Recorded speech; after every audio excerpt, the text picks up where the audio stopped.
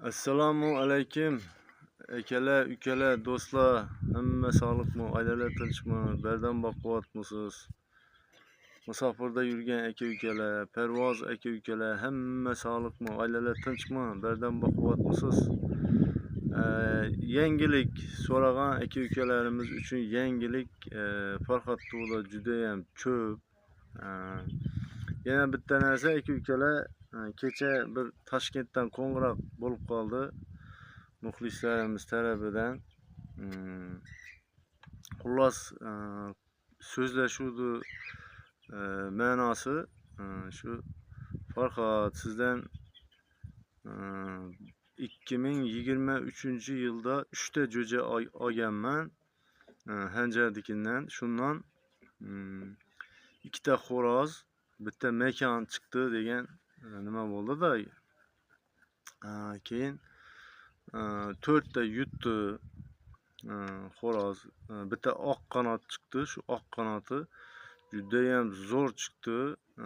Shu 4 ta yutdi. 4-yutug'idan keyin uyga kelgandan keyin xullas kasallanib, xullas xo'roz o'ldi degan nima bo'ldi-da, gap, so'zlashuv.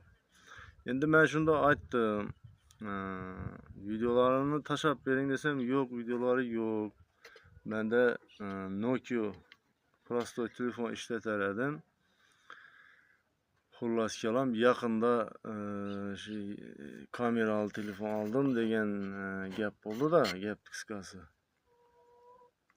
Bo'lmasam shuncha paytdan beri nimaga aloqaga chiqmadingiz desam, yo'q bo'lib ketdi. Nomerlaringiz, nimalaringiz, o'zlarimiz Telegram guruhda ham yo'q ekan bu muxlisimiz. Xullas kalom, nima demoqchiman? Endi bu akamizmi, ukamizmi, bunda endi ayb yo'q. Prosto aytgan gapi bo'yicha, masalan, prostoy telefon ishlataman, xullas syomkalari yo'q degan nimani aytibdi-da.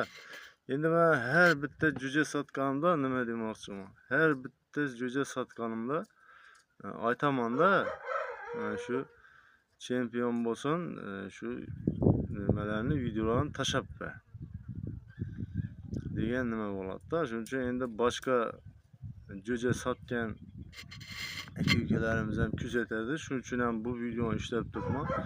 Aka-ukalar, unday bo'lmaydi. Nima deydi?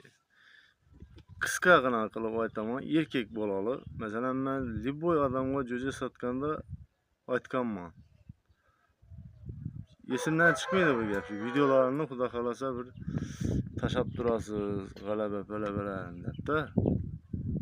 Shuning uchun shu narsaga e'tiborli bo'lali. Bu haqiqat yuzaga chiqishi kerak aka-ukalar. Bu ishonaman. Haqiqat egiladi, bukiladi, yer bilan yakson bo'ladi, lekin sinmaydi.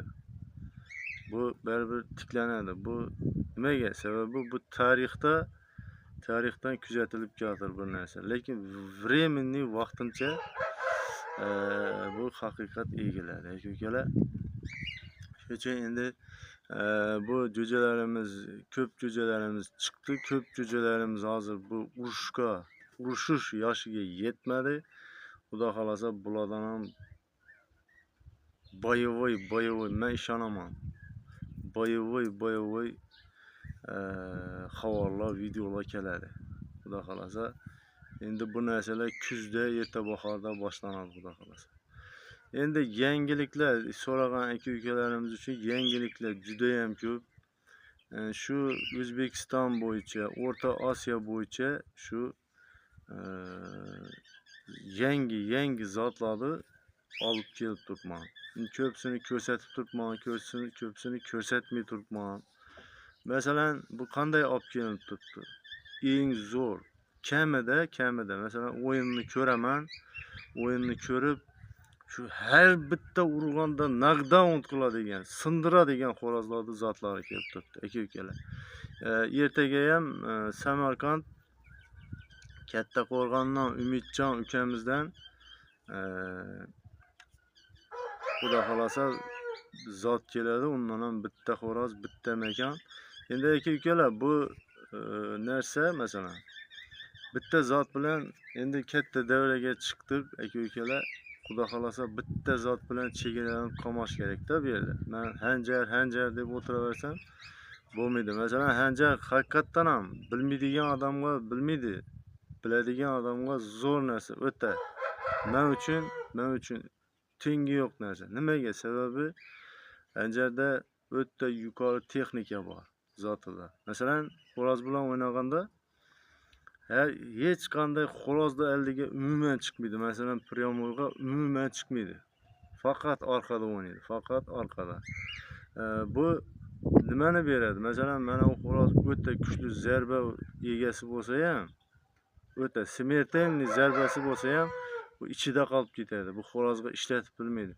Bu shu ustida bosib, katta kirmak bosib, xo'roz charchatib, shu orqada urib, sanchib, xullas shunday zotda. Endi to'g'risini to'g'ri aytish kerak, jo'jalari shu o'zidek bermay turibdi-da, gapni qisqasi.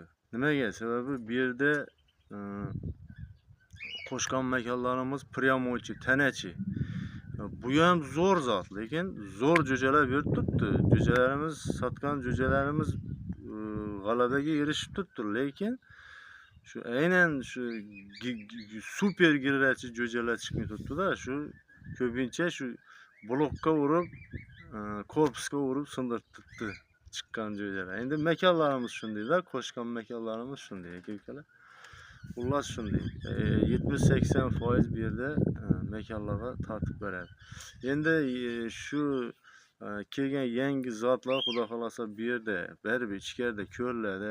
Zo'r ekan degan gap bo'lmaydi. Bu yerda aka-ukalarimizdan chiqmasdan buni ichkarida hammasini ko'raman. Uni qaytadan bir-biriga solib, o'zi yo'llari bor. Keyin xudo xolasa o'zimni zo'r deb bilgan zotlarimiz astan qo'shiladi yoki bo'lmasa ikki zot zo'r chiqsa bir-biriga qo'shiladi. Xullas kalom shunday gaplar. Kelib turgan zotlar aka-ukalar shu kamida har bitta zarbasida knockdown qiladigan xo'rozlar Farhod Tuvoga shu zotlar kelib turibdi hammasi aka-ukalar. Bu videomiz aka-ukalar yana negativlar tomonidan maqtanilish yoki bu kirmasin. Bir yangilik so'ragan aka-ukalarimiz uchun bir video qildim. Endi bor, bitta ikkita guruch kirmaksi bo'lmaydi, chiqib qoladi, zom qilib. Endi bundayda, bu negativ to'g'risida ham ozgina fikrimni bildirib qo'ying. Masalan, Farhod Tuvoda 100 ta odam, men kommentariyalardan bilaman-da, 100 ta odam ijobiy, zo'r fikr bildirib tursa, bitta odam chiqadi-da bu. Endi bu yaxshi tarafga 99% degan. Bu 1% chiqib qoladigan ham bu qanaqa odam bilasizmi? Bu ko'ra olmaydigan, men Farhod Tuvoni ko'ra olmaydigan, bu shu dushman odam bo'ladi. Bo'lmasam bu bittasi cho'nqayib chiqmaydi-da u. Agar Farhod Tuvoni faoliyatida bir nimalar bo'lsa, kamida bir 10 ta 15 ta chiqib turishi kerak edi. Shunda ozgina haqiqatga yaqin bo'lar edi. Aka-ukalar sog' salomat bo'lasizlar. Yanagi videolarda diydor qadar uchrashguncha Allohga omonat.